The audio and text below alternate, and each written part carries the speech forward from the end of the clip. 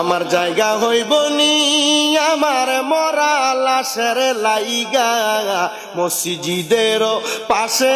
আমার কবর দিও কইরাই আমার জায়গা হইব নি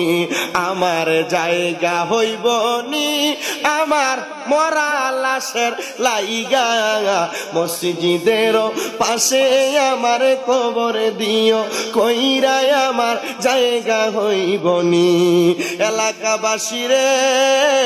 আমি তোমরার ছেলে সন্তান কয়দিনের লাগিয়া মরার পরে সবাই আমায় যাবে রে বলিয়া এলাকাবাসী রে আমি তোমরার ছেলে সন্তান কয়দিনের লাগিয়া মরার পরে সবাই আমায় যাইবারে বলিয়া